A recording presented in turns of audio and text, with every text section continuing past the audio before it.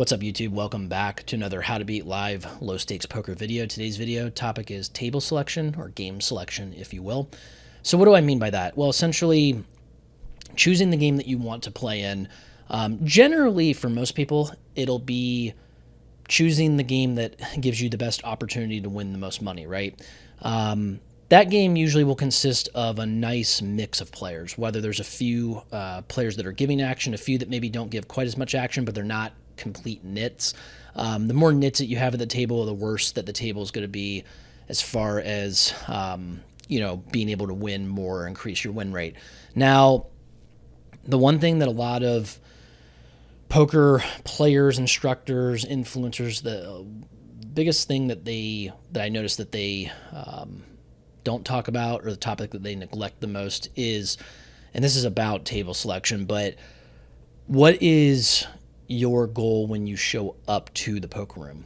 If you're there to candidly just have conversation, to like socialize, not be put in too many tough spots, like you don't care about your win rate really, you're just there to have a good time and just blow off some steam.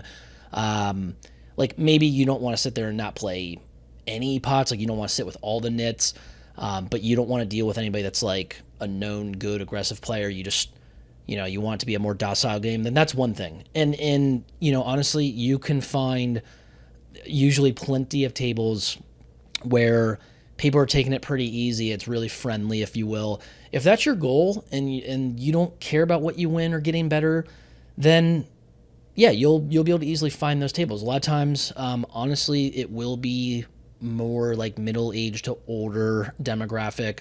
The table won't be as loud. You won't hear as much laughing or conversation in general. But if that's what you're looking for, then that's one thing. But if you guys are serious about winning more often, and winning more often probably does lead to more fun, then you're going to need to seek out the more active games more often. Look for and listen, not even just look, like, yes, looking for tables that do have bigger stacks on average is probably a good starting point. It's not the end all.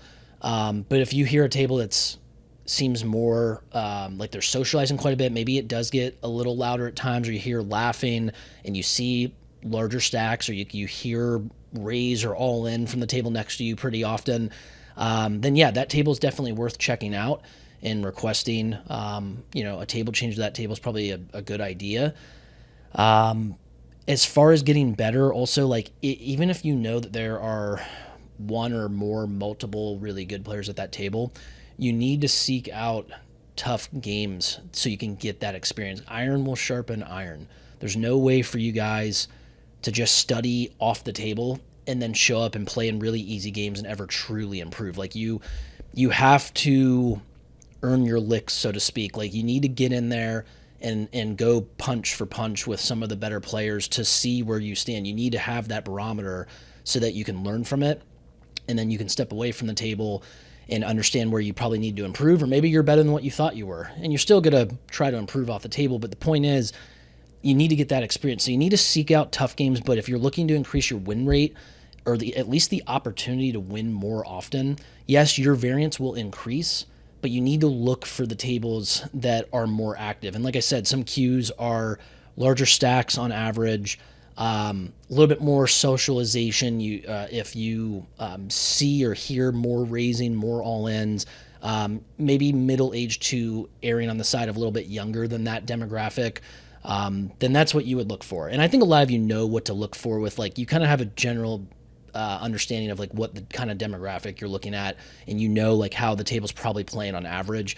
But yeah, the one point I really wanted to make in this video is seeking out more active games more often to help try to increase your win rate, but honestly also seeking out some tough games that you might not be the best player in, at least every now and then, to give you a true barometer of where you are as a player and where your skill level is currently. So if there are any questions or comments, go ahead and let me know as usual.